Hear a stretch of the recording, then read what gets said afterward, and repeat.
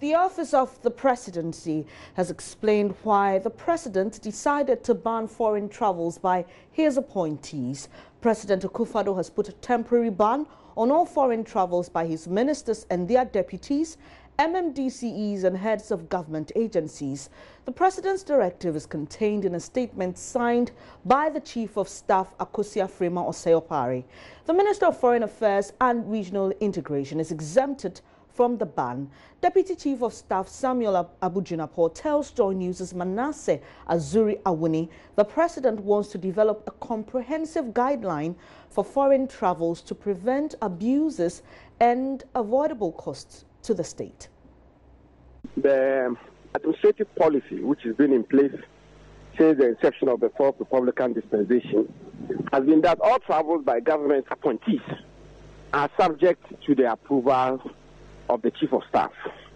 Now, we haven't had a standardized guidelines as to which travels are to be approved or not to be approved, and if you want, the framework within which this discretion ought to be exercised.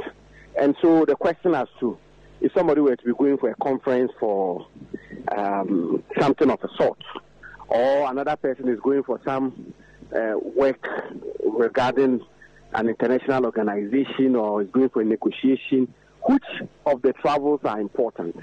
Which of them serve the national interest? Which of them give value for money? Which of them is necessary and which is not necessary? This is the reason why the President thinks that we should have a standardized guidelines and modalities which will regulate the travels of appointees of government.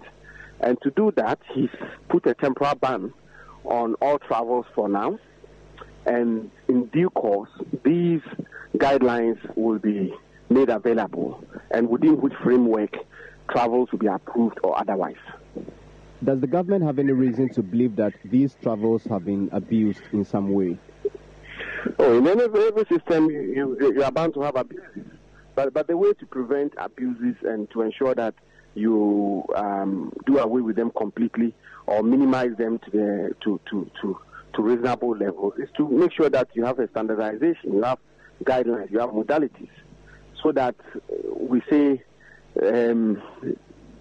this particular type of conferences will require the attendance of the minister himself, and that another set of conferences may not require the attendance of a minister or a deputy minister, or that a director can represent the government or the country adequately. I mean, to put in place proper guidelines and proper standards by which travels or requests for travels can either be approved or disapproved.